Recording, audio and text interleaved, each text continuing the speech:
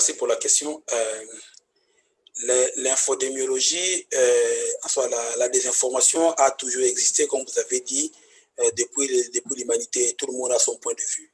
Même à l'époque, quand les traduits parisiens, les Komo Kangal avaient déjà un point de vue sur les choses.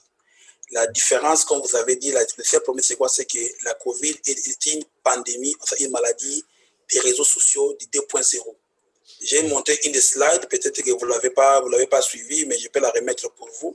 J'ai montré une slide qui demandait pourquoi l'infodémie n'était pas, c'était celle-ci, pourquoi l'infodémie n'était pas possible avant. L'infodémie n'était pas possible avant, pour la simple raison que il fallait d'abord avoir un journal, tout pour pouvoir produire l'information. Or, maintenant, avec tout le monde avec son téléphone portable, tout le monde, tu peux produire l'information et tout le monde va pouvoir l'écouter. Donc, c'est ça le problème qui fait que maintenant, on se bat contre des choses, et la maladie et l'information. On doit adresser les deux problèmes.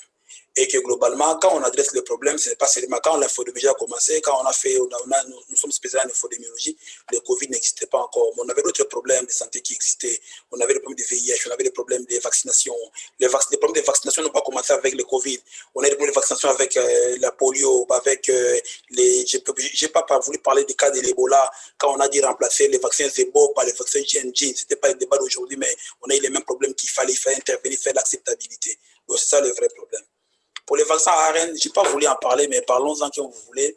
Les vaccins à ARN sont les vaccins qui utilisent la protéine S. La protéine S étant la protéine qui permet aux structures de pouvoir se coller à la molécule. Quand on prend la protéine S, on fait la transgénèse inverse. On coupe la protéine avec la transgénèse inverse, on la transforme en ARN messager. C'est-à-dire la protéine est une portion du virus, on coupe, c'est comme une épine. Le virus a beaucoup de têtes. On coupe une tête par transgénèse inverse. On la transforme en ARN messager.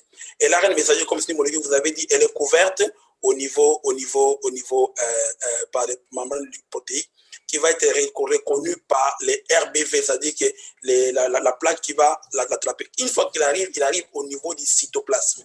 L'ARN messager ne va pas au noyau, il ne peut pas aller au noyau, donc il ne peut pas être un organisme génétiquement modifié.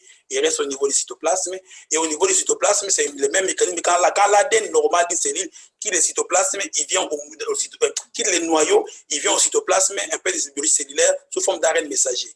À ce moment-là, il utilise les mitochondries et les ribosomes cellulaires pour pouvoir produire des protéines. Pour l'ARN messager et n'importe quel vaccin, quel mécanisme de vaccin qu'on fait, ils vont produire deux types de protéines. On va produire ce qu'on appelle les complexes MCH1 au niveau cellulaire et les complexes MCH2 au niveau des membranes. Le complexe MCH2 n'est retrouvé qu'au niveau des cellules types qu'on appelle les cellules dendritiques, les antigènes ainsi que les cellules macrophagiques. Tandis que les cellules MCH de type 1 se retrouvent dans n'importe quelle cellule.